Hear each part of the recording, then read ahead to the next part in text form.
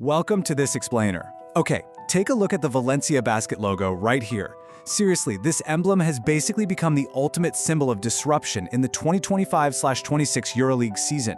We're diving into exactly how Valencia is consistently dismantling teams with budgets that absolutely dwarf theirs. And spoiler alert, this isn't about getting lucky on a random Tuesday night. No, this is about a complete, top-to-bottom structural transformation engineered by Coach Pedro Martínez. So it's the classic underdog question, right? How on earth do you beat a team with a massively bigger budget? When the guys across the court can literally just buy the most explosive individual talent on the planet, what's your counter move? Well, the answer definitely isn't trying to match their star power. You can't. It's actually about building a highly organized system. We're talking about a system that functions like a perfectly synchronized machine, where tactical discipline, pace control, and just incredible offensive balance completely erase that financial gap. Here's our playbook for today. We're going to cover the blueprint for EuroLeague disruption, creating the early advantage, the elite offensive conductors, the anatomy of the chain reaction, turning defense into instant offense, and finally, the power of predictability. Let's get right into it. Section 1. Blueprint for EuroLeague disruption. The foundation of structure. Let's start with the big picture of Valencia's transformation. In the past, lower budget teams kind of just had to pray for wild, unpredictable upsets, right? Well, not Valencia. They've moved entirely beyond that. Notice the stark contrast in philosophies here. A typical high-budget team, they rely heavily on star-driven isolation. Give the ball to the superstar and clear out. But under Coach Martínez, Valencia operates as a completely synchronized unit. Every single action on the court is mathematically linked to the next through controlled spacing, rapid-fire decision-making, and constant ball movement. They don't just poke at the defense in isolated moments. They apply this continuous, suffocating pressure as a collective whole. All right, moving on to Section 2, creating the early advantage, striking before the defense sets. Take a look at this number, 10 to 14. This is the absolutely crucial window, in seconds, for this offense. Valencia doesn't sit around waiting for late clock situations to run their sets. Instead, they attack viciously within the very first 10 to 14 seconds of a possession.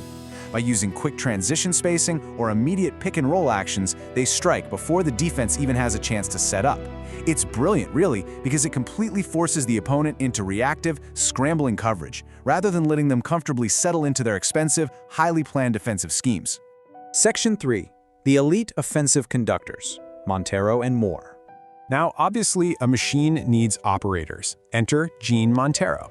He is absolutely central to making this structured spacing actually work on the hardwood. And the thing is, he isn't just a volume scorer, he's the tempo controller.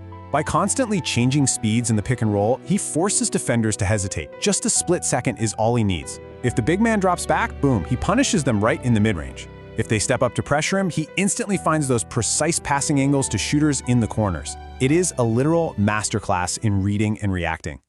But, things happen on the court. What happens if Montero gets shut down or he's playing off the ball? Well, that's where Amari Moore comes in. He operates as this incredible hybrid creator, adding a vital secondary layer of decision-making. Amari can initiate the offense, attack closeouts, and honestly, most importantly, he ensures the spacing stays completely stable across all these different rotations. His versatility gives Valencia this wild lineup flexibility. Basically, the machine never breaks down just because one single part gets temporarily jammed. Which brings us to Section 4, Anatomy of the Chain Reaction, Breakdown through Repetition. So we're looking at the core gears of the system here. Most EuroLeague teams will run one, maybe two actions, and then kind of just stop and force a shot. Not Valencia. They map out a grueling chain reaction. It almost always starts with a pick and roll, which leads right into a swing pass, triggering a weak side relocation, and then seamlessly flowing into a stagger screen for a lifting shooter. By the time they hit this third or fourth layer of the sequence, they have stretched the defensive rotations to their absolute breaking point. I want us to just sit with this concept for a second. Defenses do not fail because of one mistake. They fail because they are forced to defend multiple coordinated actions without rest. Wow, that beautifully captures Coach Martínez's whole philosophy. The breakdown is born purely out of structural repetition. By relentless side-to-side ball reversals, Valencia creates these tiny, slight defensive delays. And over the course of a single possession, those tiny delays accumulate. Eventually, somebody is open for an uncontested layup or a wide-open perimeter shot. But none of this works without strict spacing geometry. every single player has a highly defined role. Your corner shooters, they have to stay incredibly wide to stretch that help defense out. Wing players have to time their cuts perfectly so they aren't clogging up the driving lanes. And the bigs are using pick and pops or short rolls to keep constant central pressure on the rim. This intense spatial discipline, that's the secret ingredient. That's what turns penetrations by Montero and Moore into guaranteed passing lanes every single time. All right, Section 5, defense into instant offense, simplifying the structure. So how do they feed this beast of an offensive engine? By generating absolute chaos on the defensive end. Valencia aggressively uses defensive pressure to create transition opportunities, and when they get out on the run, that super complex structure we just talked about, it actually simplifies into crystal clear, instantaneous reads. In early offense, guys like Montero and Moore have straightforward directives: attack the rim, pass ahead, or trigger a quick pick and roll. That's it. These simplified decisions completely eliminate hesitation, maximizing their collective speed and just catching opponents totally off guard. Finally, we arrive at Section 6, the power of predictability and execution under pressure. Here is the crazy paradox of it all. The thing that makes Valencia so terrifying to these Goliath-like opponents, it comes down to roster synergy. Getting players to integrate into Martinez's system isn't about asking him to improvise, it's about absolute role clarity. They actually reduce improvisation. They actively increase predictability within their own system.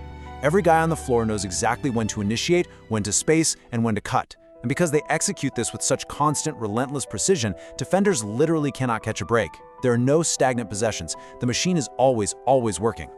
Which leaves us with this massive, kind of provocative question for the rest of the season.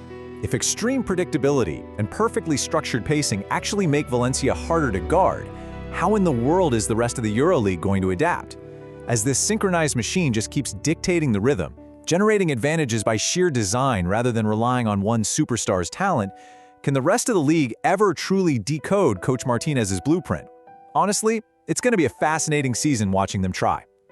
Thanks for joining me on this explainer, and keep your eyes on the court.